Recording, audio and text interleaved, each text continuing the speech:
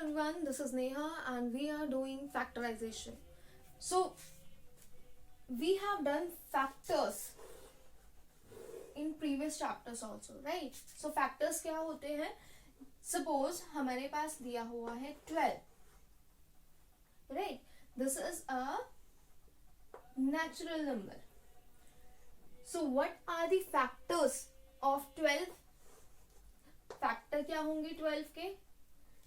जिसके टेबल में 12 आता है वो उसके फैक्टर्स होंगे.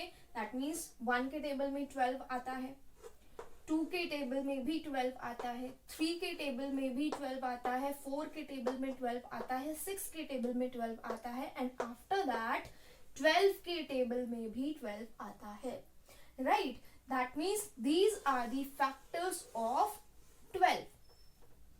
ये तो हुई नेचुरल नंबर की बात जो कि हम पहले भी पढ़ चुके हैं.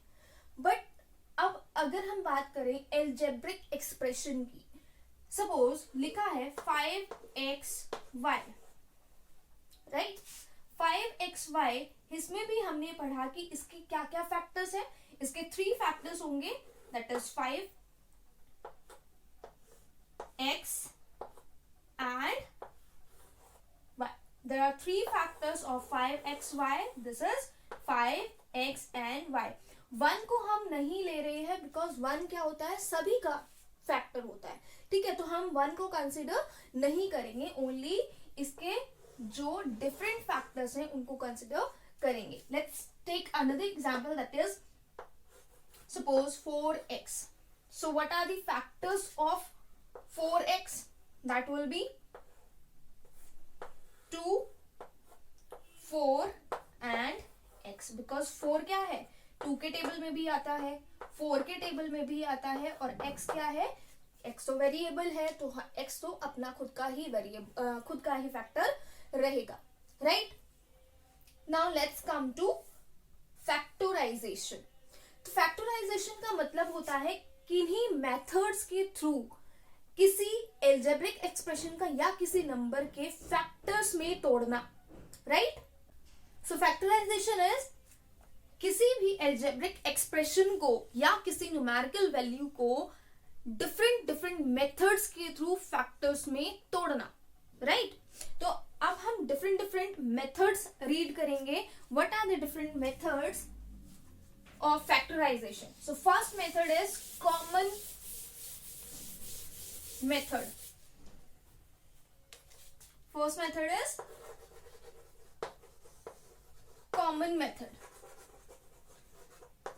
So common method में जैसे नेम में आ रहा है कॉमन, तो हम क्या करेंगे, कोई भी एक्सप्रेशन अगर दिया गया है जिसके अंदर डिफरेंट टर्म्स हैं उसमें से कुछ कॉमन फाइंड आउट करेंगे. Let's take an example, 5xy plus 10x.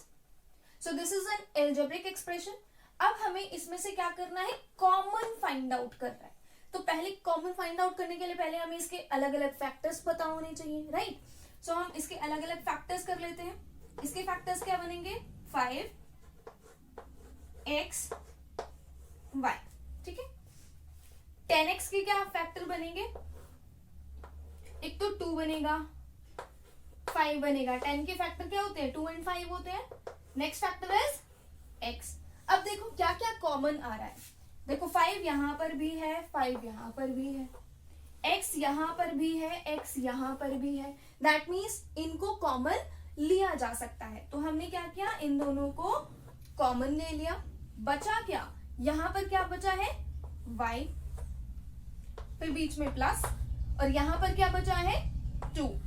तो हमने इसको 2 लिख दिया. तो ये क्या बन गया, इसका फैक्टराइजेशन हो गया. हमने इसको 2 डिफरेंट चीजों में तोड़ दिया है, ठीक है, फैक्टर कर दिए हैं. This is the factor, this is also the factor of this expression. Alright, let's take another example also.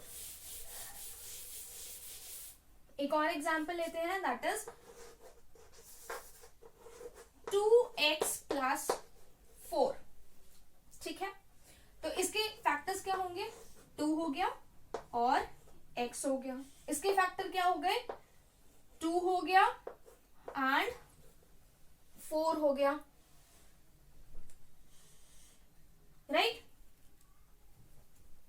Sorry 2 multiply 2 हो गया ना इसका factor 2. So now let's take the common from these. तो हमने क्या ले लिया, 2 यहां पर भी है, यहां पर भी है, राइट. तो 2 कॉमन ले लिया हमने, 2 आ गया कॉमन. यहां पर क्या बच गया, x, बीच में क्या है प्लस, यहां पर क्या बच गया है 2. तो this is the factor of this expression. Now let's come to the another method, that is regrouping method.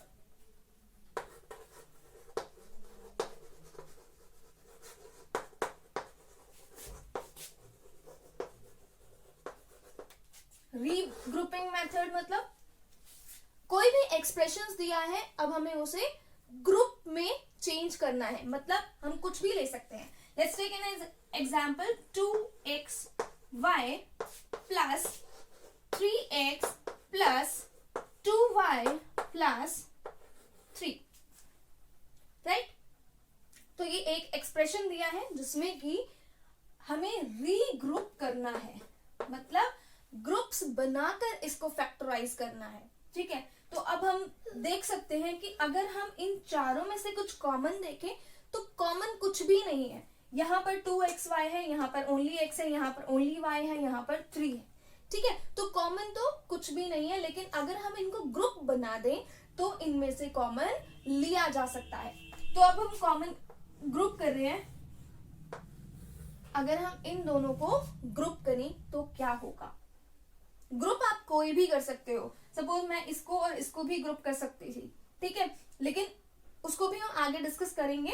पहले हमने क्या किया, फर्स्ट 2 टर्म्स को ग्रुप कर दिया, फिर लास्ट 2 टर्म्स को ग्रुप कर दिया. अब हम कॉमन देखते हैं कि कॉमन क्या क्या है. यहाँ पर x कॉमन है, राइट. दोनों में क्या है, x कॉमन है, तो x को हमने बाहर ले लिया. यहाँ क्या बच गया, 2y प्लस 3. अब यहां पर कुछ भी कॉमन नहीं है. जहां पर भी कुछ भी कॉमन नहीं होता वहां पर हम 1 को कॉमन ले लेते हैं, क्योंकि 1 तो हर एक का फैक्टर होता है ना. तो इसलिए हम यहाँ पर क्या करते हैं, 1 को हर एक का फैक्टर ले लेते हैं. यहाँ पर क्या बच गया, 2y प्लस 3. रिमेंबर दैट जो आपके ब्रैकेट्स में आ रहा है वो दोनों सेम होने चाहिए. आएंगे वैसे सेम, ठीक है, सेम होने नहीं चाहिए, ये सेम आएंगे अपने आप. ठीक है. अब हमारे पास फिर से 2 एक्सप्रेशंस आ गए हैं, 2 टर्म्स आ गई हैं. तो इनमें से ये कॉमन है, दिस इज कॉमन, तो अब हम इसको कॉमन ले लेते हैं. 2y प्लस 3, एक बार इसको ले लिया. बच क्या गया, यहां पर x बच गया, यहां पर क्या बच गया, plus 1. So these are the factors of this expression, right. चलो, अब मैंने कहा था कि हम ग्रुप किन्हीं भी 2 टर्म्स का बना सकते थे. इस एक्सप्रेशन में किन्हीं भी 2 टर्म्स का, हम 3 टर्म्स का भी बना सकते हैं, लेकिन अभी हमारे पास एक्सप्रेशन क्या है, 4 टर्म्स है, तो हम 2 टर्म्स का ग्रुप बना रहे हैं, राइट. तो किन्हीं भी 2 का बना सकते हैं. तो अब हम क्या करते हैं, अब हम रीग्रुपिंग डिफरेंट तरीके से करेंगे.